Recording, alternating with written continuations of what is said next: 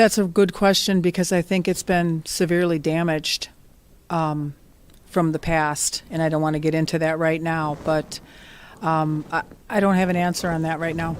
I just don't. Brian, we would come back to you then at this point. Here, I thought I was going to have a little more time to get my thoughts together on it. Yes, obviously there has been friction between the town and the village of Jackson over the last 1, 2, 10, 15 years.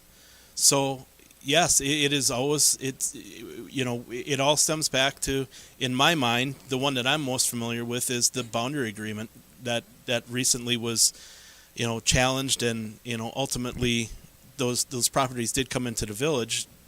So my problem that I have is that we have an entity, in this case being the town, that had prior boards had agreed to these agreements, and then they try and go back on those agreements. I don't agree with that.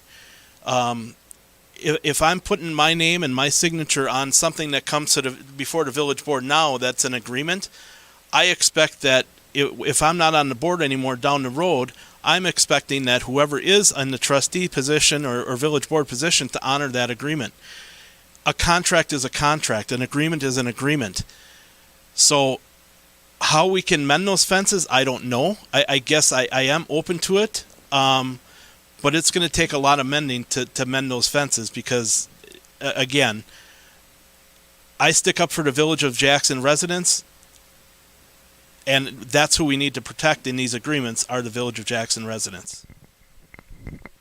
John Krupke. When I got on the board in the late 70s, the Village of Jackson would not even talk with the town of Jackson, and vice versa.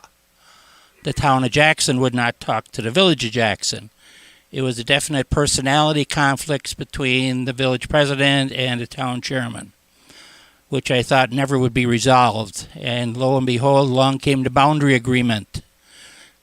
The village was talking with the town, and the town was talking to the village, and they were getting along.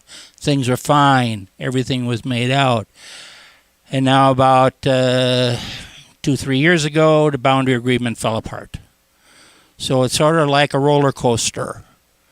What the future's going to bring is going to depend on getting together and talking things out. Talking never hurts anybody. Where it's going to go, I've got no idea, and I'm not going to try to predict the future. John, thank you. Tracy Wells, you get to finish this question up. Okay. How to manage the working relationship? Well, like Brian said, honoring the agreements. Will there be any other agreements in the future? Probably not. After the 2030 annexation is completed, if that all goes as planned, that should hopefully go smooth.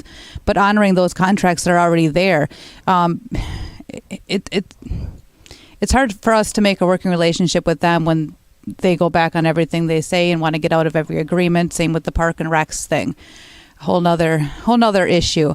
Contract was in place and agreements were set and they weren't abided by. So I don't like John said, I don't know what the future will hold, but at this time I don't think there's going to be any agreements in the near future.